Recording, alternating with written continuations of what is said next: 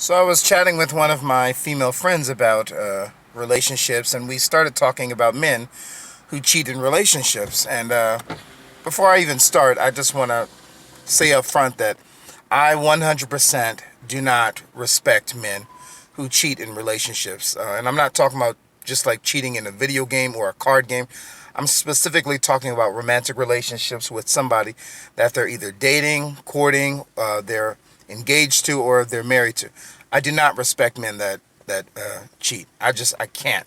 I can't. And it doesn't matter if we went to school together, if you're a family member, friend, or associate. Well, you're not going to be my friend if you do that.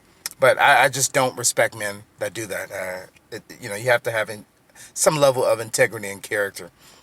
When it comes to cheating, I understand as a Christian that the sinful nature that we all inherited is going to always try to push us and direct us to do things that God doesn't want us to do. And for those that are outside of Christ, which all of us, when we start out in this world and born in sin, we all, have inherited this sinful nature. So we're all doing things that we shouldn't do.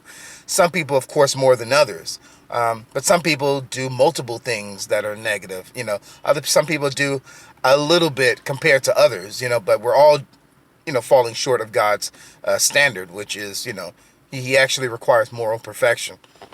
But anyway, I kind of feel like when it comes to men and cheating, I mean, we all know there's a lot of men that will go on and on about, I don't know, their commitment to a video game company or a movie series or TV shows. There's guys that will be committed to their favorite football and basketball players, and they'll buy the jerseys and they'll go to the games, even though the game, the tickets cost, crazy amount of money, or they'll find a way to pay for those things even in advance. I know guys that will buy tickets months, weeks in advance. They'll make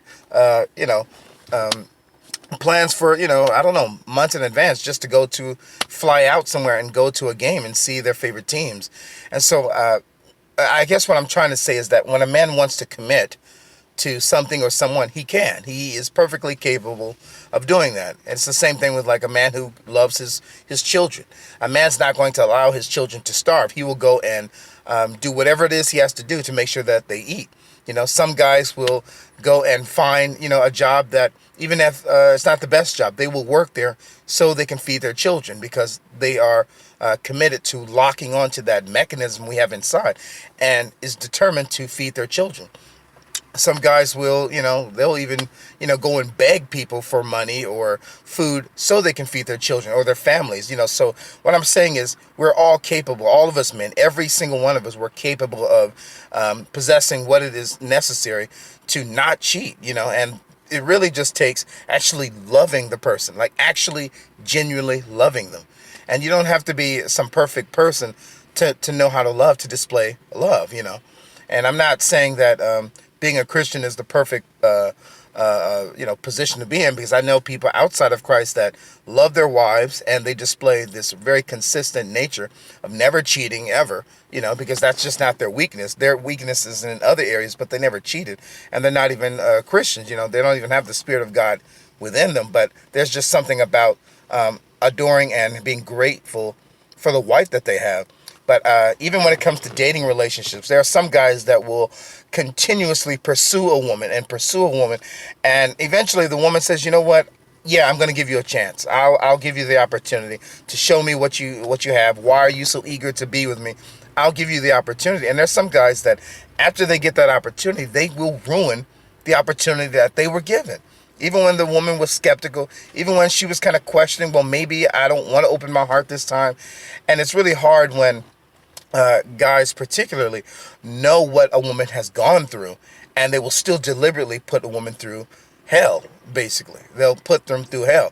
They'll know they have issues with maybe a baby father, or they'll know they went to court through issues, or maybe they went through abuse, or maybe there was drug use and all this other stuff in a toxic relationship. And then some sick men will come behind those guys and say, well, hey, I'm a good guy, and completely destroy and dismantle the rest of what a woman's essence is by cheating and lying and things like that. But I can't respect men that do that. So I tolerate men. I have men all around me. There's guys in my neighborhood that do this. I probably have some family members that do this, but I can't respect men that do that. I'll tolerate them, but I won't respect them. I can't. I can't. And it's just something that is really distasteful. It's something that we all frown upon, especially those in the Christian community, because we all know that the most basic component to Christianity is commitment to the husband and the wife, and this is something that reflects Christ's nature and who he is as the husband and his relationship to his wife, the church. But this is just some of my thoughts. I'll probably post another video tomorrow just sharing more thoughts about the whole cheating component. Maybe I'll share some Bible verses and quotes and stuff like that, and maybe some understandings that I have as well. But I just don't respect men that do this. It's terrible.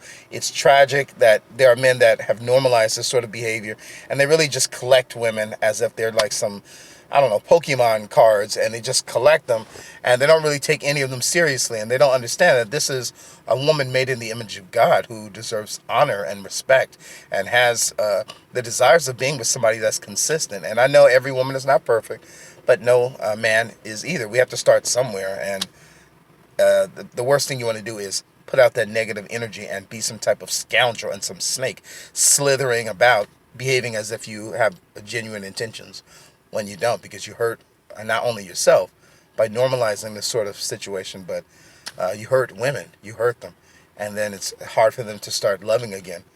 My best advice is, if you don't have good intentions, step aside and let the real men step up to the plate and leave women alone, period, if you don't have good intentions. But I'll probably share something tomorrow as well. God bless you guys. Take care.